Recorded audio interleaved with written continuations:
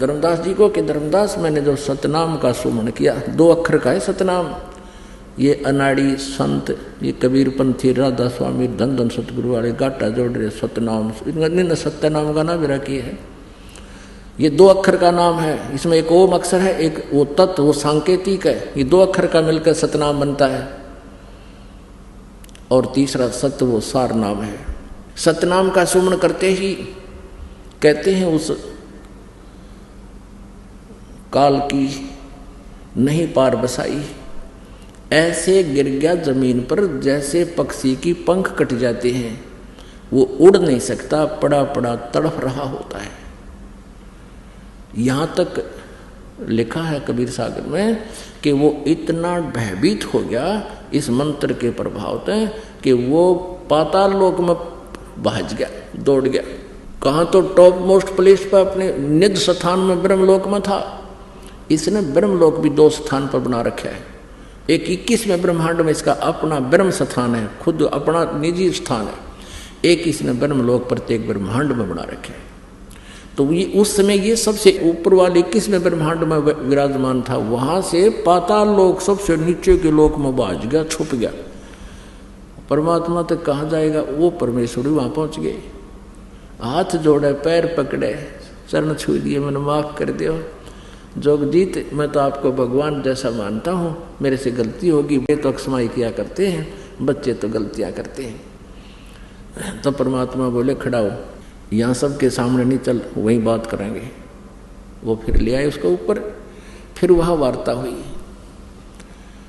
अब उस काल ने सोचा कि ये तेरी पावर, तेरी अपनी पावर से, शक्ति से तो इस बात बने को नहीं, तो उसने चापलूसी का मार्ग अपनाया, पैर पकड़े, हाथ जोड़े, तू मेरा बड़ा भाई, मैं तेरा छोटा भाई, क्योंकि जोगजीत वहाँ परमात्मा का पुत्र है। और बाद में, सबसे बाद में अंडे से उत्पत्ति परमेश्वर ने की थी इस ज्योति निरंजन की। तो कहता है तू मेरा बड़ा भाई, मैं तेरा छोटा भाई, मैं तो आपको परमात्मा पिता के समान मानता हूँ, और आपको परमात्मा ने पावर देकर भेजी है, जैसा कि आप कह रहे थे, आप जैसे उचित समझो चले जाना, लेकिन मेरी कुछ प्रार्थना स्वीकार करो और वचनबद्ध होकर सुनो। अब परमेश्वर ने कहा कि ठीक है, वचनबद्ध हो गया, बोल क्या मांगता भिखारी। तब उसने कहा कि 3 युगों में जीव थोड़े ले जाना, सतयुग, त्रेता, द्वापर में। आप कहो ना नीचे जाएंगे, सारा ज्ञान बताऊंगा और फिर सतनाम यानी सही ज्ञान दे करके, नाम बता करके जीवों को सतलोक भेजूंगा। तो 3 युगों में जीव थोड़े ले जाना, मुझे श्राप लगा हुआ है 1 लाख मानव शरीरधारी जीवों के खाने का है, तो मेरी भूख कैसे मिटेगी। और 4था युग जब कलयुग आवे, तब तब शरण जीव बहु जावे, ऐसा वचन हर मोय दीजे, तब तुम गवन संसार ही कीजिए। मुझे ये वचन दे दो कि 4थे युग में कितने ले जाना। और एक और प्रार्थना है कि जो तुम्हारे ज्ञान को स्वीकार करे वो आपका, और जो हमारे अज्ञान के ऊपर आधारित रहे वो हमारा रहे, वो मेरे ही मुख में आवे, उसको आप ना डिस्टर्ब ना करना। ज्ञान आधार से ले जाना। और जो हंसा तुमरे गुण गावे, ताकि निकट काल नहीं आवे। ऐसे उसने कई प्रार्थनाएं की और परमात्मा ने जोगजीत रूप में तथा अस्तु कह दिया। जब उसको ये हो गया कि सारी डिमांड मान ली, वचनबद्ध हो गए, मान ली, फिर कहने लगा, फिर अपना वो स्वरूप दिखा दिया।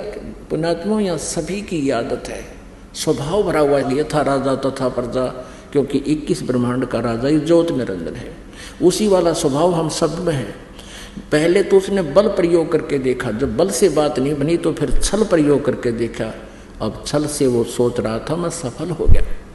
अब जब फिर उसने फिर अपने वही रूप दिखा दिया कि जोगजीत, जब तुम कलयुग में आओगे, कलयुग में लेने आएगा ना, अब तो सतयुग त्रेता द्वापर में तुम जीव ले जा नहीं सकते, वचनबद्ध हो गया। कलयुग में जब तुम आओगे, उससे पहले मैं 12 पंथ नकली तैयार कर दूंगा। द्वादश पंथ करूं मैं साजा, नाम तुम्हारा ले करूं आवाजा। और द्वादश पंथ नाम जो ले ही, वो मेरे ही मुख में आन समोही।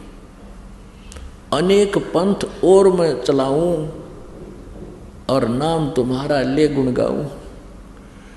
ये 12 पंथ तो अलग हैं, उससे और भी अलग पंथ न्यारे चला दूंगा, जो कि काल के ही जाल में रखने वाले होंगे।